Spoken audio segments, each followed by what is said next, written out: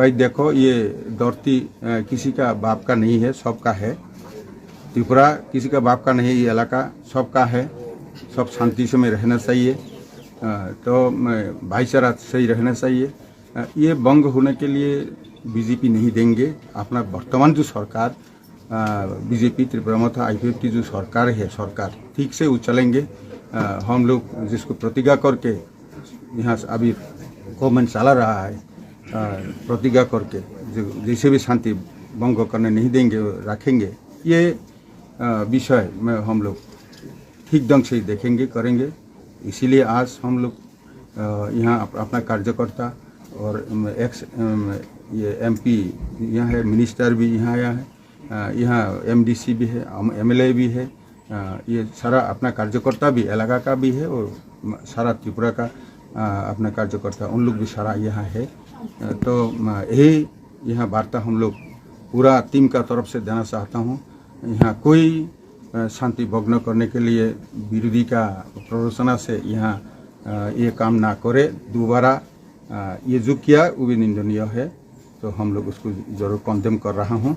आने वाला दिन में भी जबरदस्त से पकड़ लेंगे जनता का साथ, सबका साथ मिलके ही কোনো কিছু না বলে হামলা করা হয়েছিল। তো তার জন্য আমরা হুঁশিয়ারি দিতে চাই, যারা চক্রান্তকারীরা যুক্ত ছিলেন, যারাই অ্যাটাক করেছিলেন, আমরা তীব্রভাবে প্রতিবাদ জানাচ্ছি এবং হুঁশিয়ারি দিতে চাই যে আমরা যে সবচেয়ে আমাদের বিশ্বের মধ্যে সবচেয়ে বৃহত্তম দল হচ্ছে ভারতীয় জনতা পার্টি, এবং আমরা বড় বলে সবসময় যে সহ্য করে যাব সেটা সম্ভব নয়। যেখানে অন্যায় হবে আমরা প্রতিবাদ করব গণতান্ত্রিক পদ্ধতিতে। তো এটাই বলবো, আমরা সবসময় শান্তি চাই। যখনই যেখানে অন্যায় হবে সেখানে গণতান্ত্রিক পদ্ধতিতে আমরা সেখানে প্রতিবাদ করব।